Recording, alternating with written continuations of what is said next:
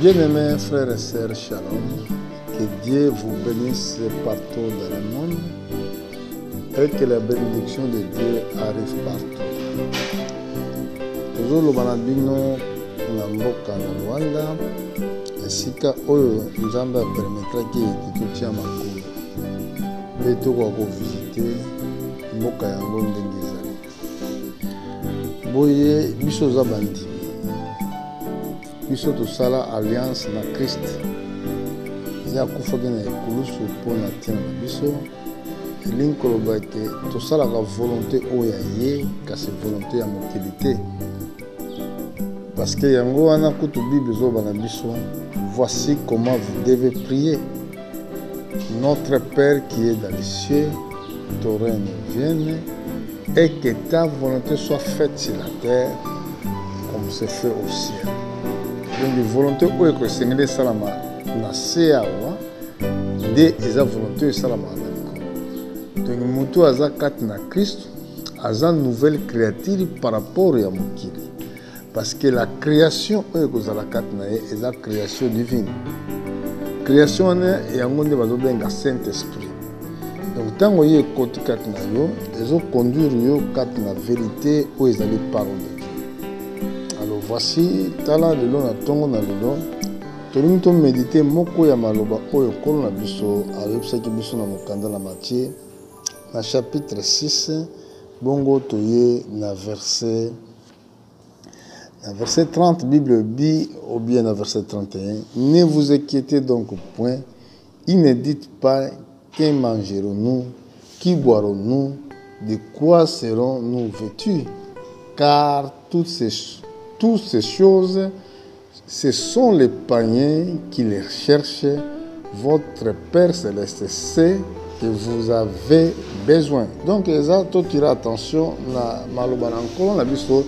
Tanga biloko ne surtout ba panier nde bazali koluka. Alors ba panier balukaka o bango baluka na mokili ezali ba bien matériel. Ba panier o bango balukaka bomoi ya malamu kozala na bandaku, kozala na mituka, kozala na nyonso wana nde ba panier nde bazoluka ngo. Donc un panier kati na ye na mutu na ye tanga lamuki ata tanga azokende classe ayebi ki azotanga classe po azwa misolo po un jour azwa mosala malamu po azala bien na vie bazali ko préoccuper vie na bango nyonso mpona babiloko ya mokili mpona bavoir ya mokili mais pa ya bandimi ezali préoccupation numéro 1 te. C'est ça ezo marquer la différence entre un chrétien na moto azondima te. Po moto azondima te azali na souci ya vie na ye oyo esengeli ya lia oyo esengeli ya lata oyo ndenge nini asengi kozala lobi. Mais mondimi souci na ye ezali mpona bomoi na seko. Donc sikoyo les deux choses oyo ezosala différent na bavie ya bachrétien. Nde tala awa yango wana nkolo alobaki car toutes ces choses sont les païens qui les cherchent. Votre Père Céleste sait que vous avez besoin. Malobina verset 33. Cherchez première les royaumes et la justice de Dieu, et toutes ces choses vous seront données par-dessus. Ne vous inquiétez donc pas du lendemain, car lendemain aura soin de lui-même. À chaque jour suffit sa peine. Voilà, eloko oyo liboso oyo esengeli na un chrétien amitungisa nango eza nde aluka liboso bokonzi na Nzambe. Donc kozala bokonzi na Nzambe elingi koloba nini? Parce que bato mosusu akanisi soka lamuki tongo ake koganga koteya na banzela azwi bokonzi na Nzambe eza bongo te. Moto mosusu akanisi mpo azoparticipe na évangélisation naza na bokonzi na Nzambe eza bongo te. Bokonzi na Nzambe ezali un royaume oyo eza préparé mpona bayingi bini. Sikoyo royaume wana mpona kozwa ngo esengeli na yo ndima liloba na Nzambe. Yesu alobelaki mpona royaume wana epai ya bayekoli tokotiki likambo tozoloba awa te tokoki koluka mwa référence moke na livre Jean na chapitre 14 bongo tozotala likambo wana na verset 15 Yesu alobi boye si vous m'aimez gardez mes commandements et moi je prierai le Père, il vous donnera un autre consolateur afin qu'il demeure éternellement avec vous. Donc consolateur oh Yesu sengela benga asenga Père pour demeurer, regardez, éternellement avec vous. C'est ça la vie éternelle. C'est ça le royaume des cieux. L'esprit de la vérité que le monde ne peut recevoir. Parce qu'il ne le voit point, il ne le connaît point, mais vous le connaissez, car il demeure avec vous, il sera avec vous. T'as la promesse au Yesu a précédé. Yesu alobaki était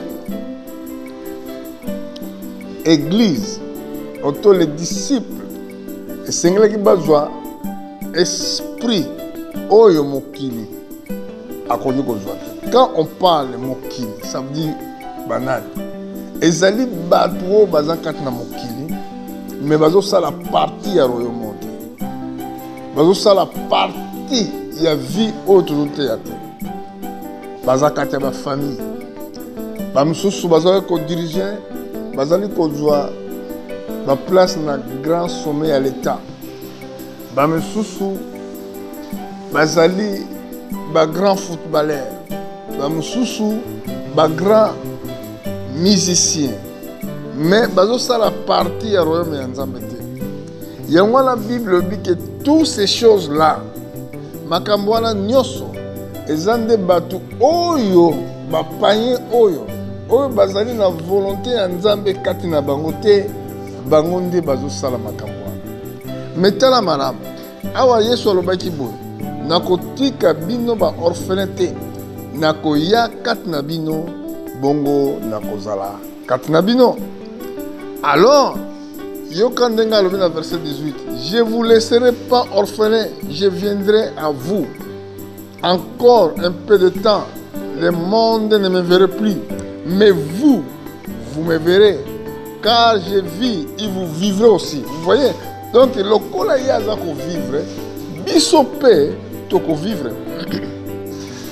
Alors, ce que mutu alobi ke ngai parce que nazo kende koteya bato na zando, parce que nazo sala boye.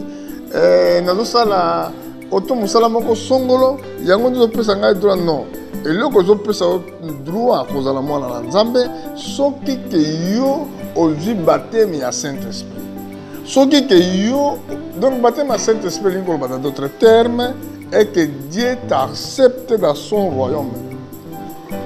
Voilà pourquoi lelo tozolobela likambo oyo vie ya bandimi et quand tu as un souci à biloko ezali terrestre parce que Caïn il avait choisi les choses de la terre mais par contre Abel il avait choisi les choses célestes.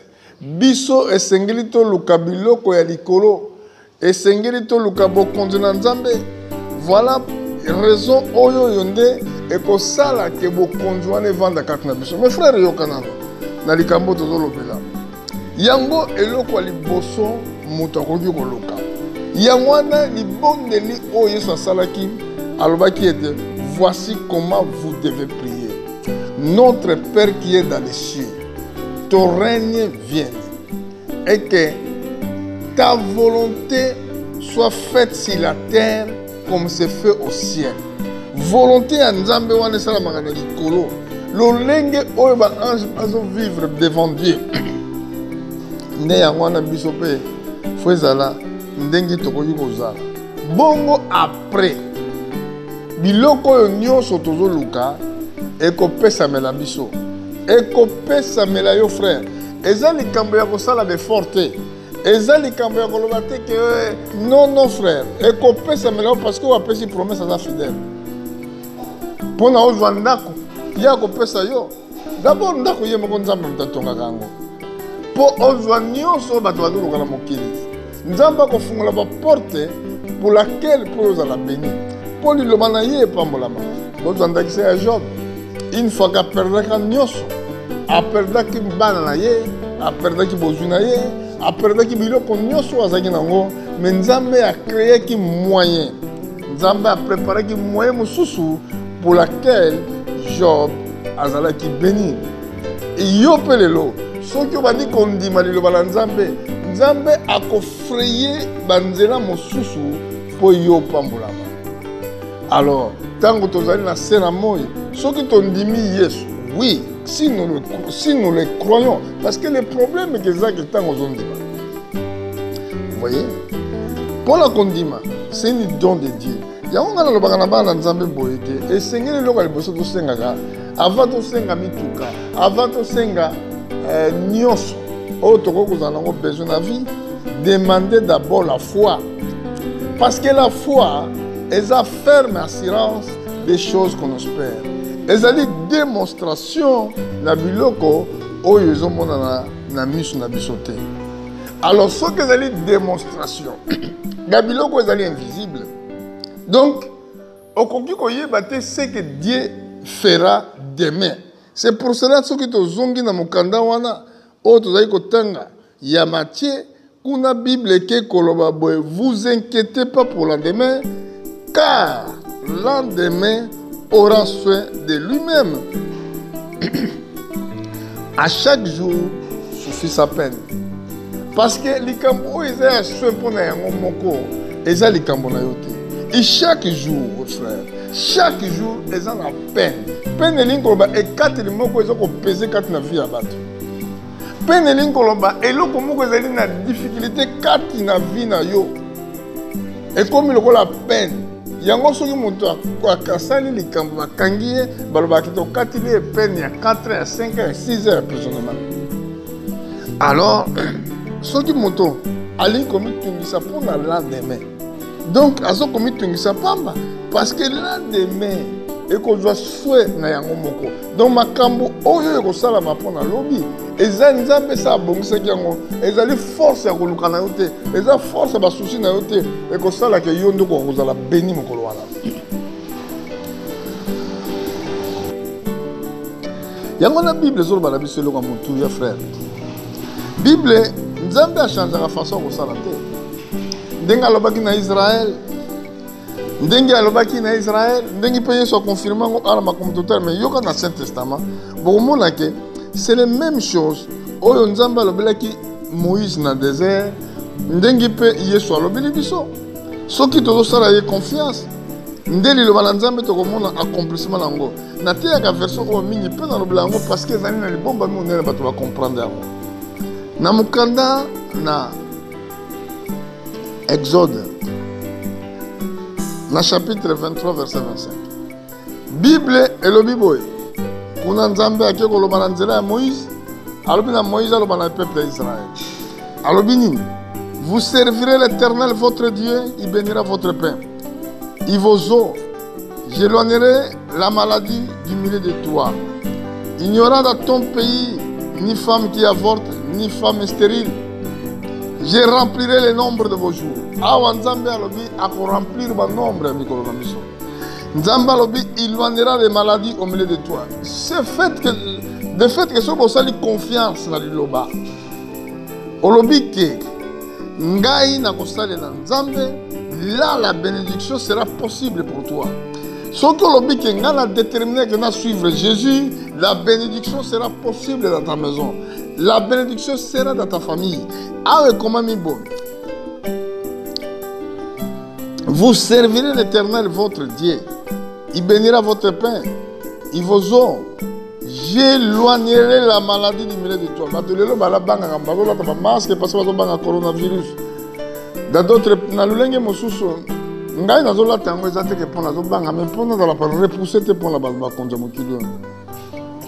Nazon dit mam kolombo côté que loko bazo tchala mon ko protéger bien la malade parce que malade d'abord ils ont démon et loko ils ont démoniaque ils ont loko mon côté matériel ko empêcher ngo. C'est seulement Dieu qui peut les empêcher. C'est seulement Dieu qui peut vous protéger. C'est seulement Dieu qui peut protéger vos vies si vous le croyez. Il a dit il n'y aura j'éloignerai le malheur du milieu de toi. Il n'y aura dans ton pays ni femme qui avorte ni femme stérile, je remplirai le nombre de vos jours. Donc le nombre de jours, même autre que vivre dans ce monde, c'est Dieu qui peut les remplir. Nombre de jours, autre que salam mokili, c'est Dieu qui peut le faire. C'est pour cela, frère. Tous les awa, ceux qui message comme on a dit comment on avant dans le Rwanda, tous les gens tozala kati na mboka oyo musale lingo banda zala prepo na kwa kusunga zala prepo na kwa koyoka liloba po ete sika wana nde oyo liloba na nzambe ezoteyama esika nzambe azali kofanda parce que comment mi ete nazali esika musale na nga azali. Alors l'envoyé de Dieu dit des paroles de Dieu. Voilà, c'est pourquoi frère pona ozala malamu ekoko ozalaka malamu elongo na Yesu po opambolama okoko pambolama kaka elongo na Yesu. Pour la ressource qui sa moi intervention on attend na lelo yoka Bible ndenge ke koloba na biso nazali na mukanda na Exode ou bien na Deutéronome na chapitre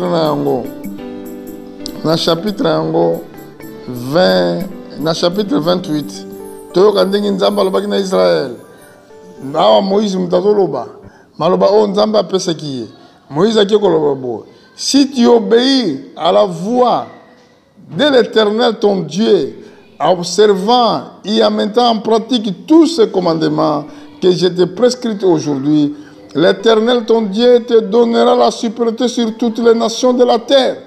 Et voici toute la bénédiction qui sera répandue sur toi et qui seront ton partage lorsque tu obéiras la voix de l'Éternel ton Dieu. Tu seras béni dans la ville et tu seras béni dans les champs. Les fruits de tes estrades, les fruits de ton sol, les fruits de tes troupeaux, les portes de ton gros et ton menu bétail, toutes ces choses seront bénies. Ta corbeille et ta housse seront bénies. Tu seras béni à ton arrivée et tu seras béni à ton départ. L'Éternel donnera la supériorité sur l'Éternel te donnera la victoire sur tous les ennemis qui s'élèveront contre toi. Ils sortiront contre toi par un seul chemin. Ils fuiront devant toi par ce chemin. L'Éternel ordonnera la bénédiction d'être avec toi dans tes greniers, dans toutes tes entreprises. Il te bénira dans le pays que ton Dieu te donne. Voilà, frère. Oh, ezali message. Oh, tozali koloba na tongo na lelo. Yango na pai na biso bandimi. Nazolo ba bien na ba chrétien. Et loko liboso un chrétien faut aluka bokonzi na nzambe. Bokonzi na nzambe ezali que comprendre plan na nzambe kat na yo et puis ozomoli na ye. Parce que Bible dit quand il sera venu, il vous conduira na kat ya vérité. Yango na tolobi na yo mtolandaki ngai na mboka mususu. Na yo mtolandaka ngai nzamba pambola yo. Yebe ete tango za avancé kozonga na Yesu ezali pembeni total ndenge message prophétique ou bien accomplissement ya prophétie au salama na biso. Jésus vient bientôt et que Dieu vous bénisse. Nous viendrons autre jour pour vous apporter encore une fois la parole de Christ. Que Dieu vous bénisse.